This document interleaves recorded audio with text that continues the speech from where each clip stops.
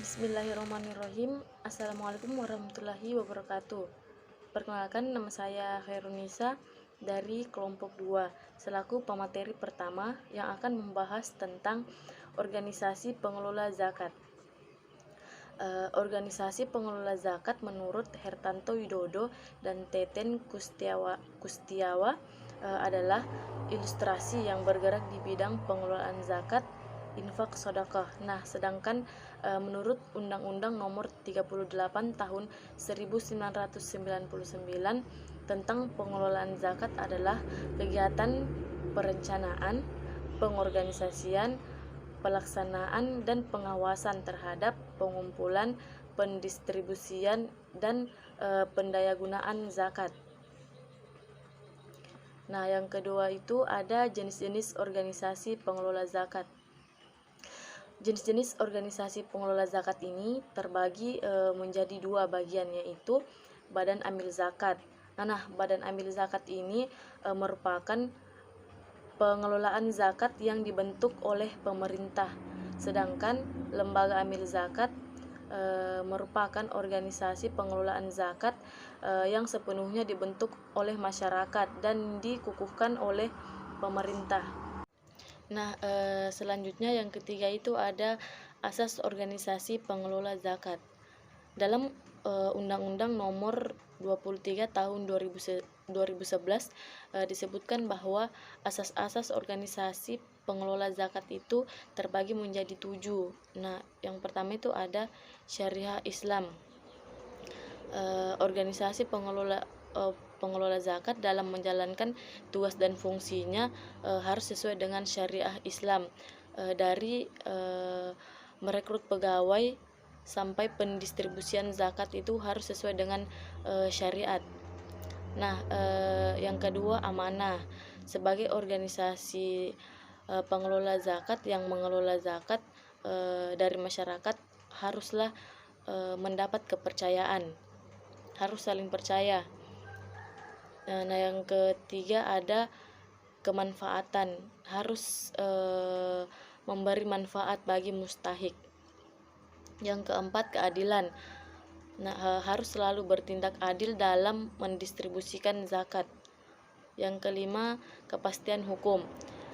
Dalam proses pengelola zakat, muzaki dan mustahik harus memiliki jaminan dan kepastian hukum.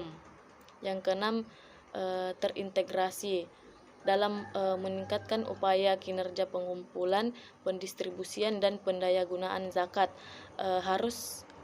Pengelola zakat harus dilaksanakan secara hierarkis. Nah, yang ketujuh itu ada akuntabilitas. Pengelola zakat harus dapat dipertanggungjawabkan kepada masyarakat dan dapat diakses dengan mudah oleh masyarakat ataupun pihak lain yang berkepentingan. Materi selanjutnya akan dibawakan oleh Saudari Siti Aminah. Saya persilahkan. Assalamualaikum warahmatullahi wabarakatuh.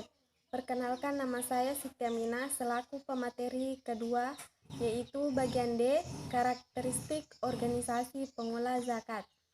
Nah, karakteristik organisasi pengolah zakat di sini terbagi menjadi 3, yaitu yang pertama, sumber daya berasal dari penyumbang atau donatur yang tidak mengharapkan pembayaran kembali atau manfaat ekonomi yang berbanding dengan sumber daya yang diberikan.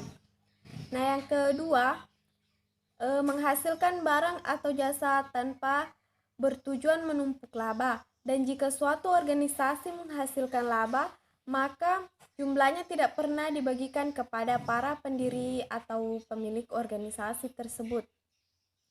Nah, yang ketiga, tidak adanya kepentingan seperti lazimnya organisasi bisnis. Nah, sekian penjelasan dari bagian D. Selanjutnya bagian E, yaitu prinsip operasionalisasi organisasi pengolah zakat.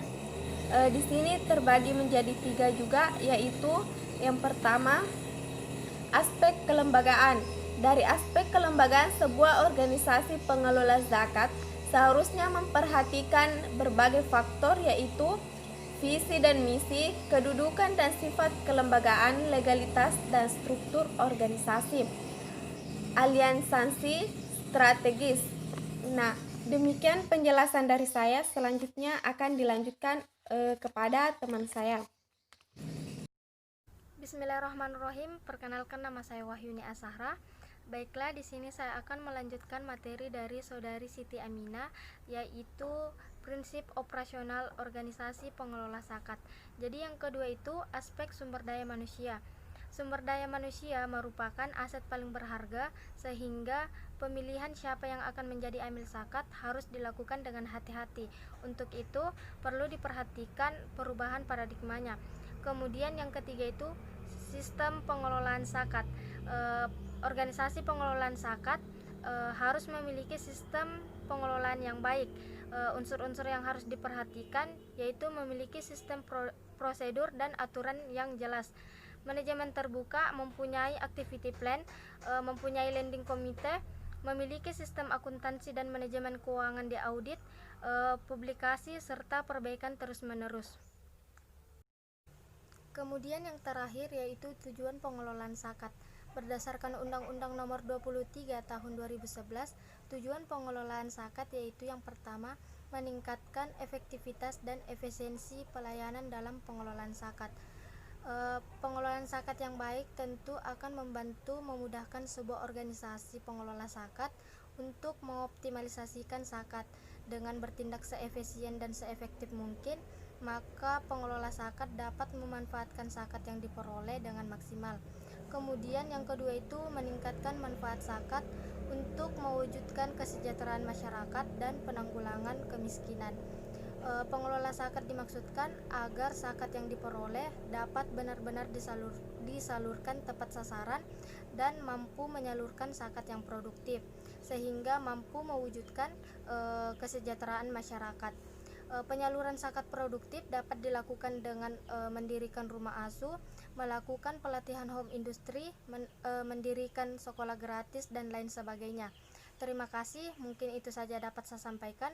Kurang dan lebihnya mohon dimaafkan. Wabillahi taufiq wal hidayah. Wassalamualaikum warahmatullahi wabarakatuh.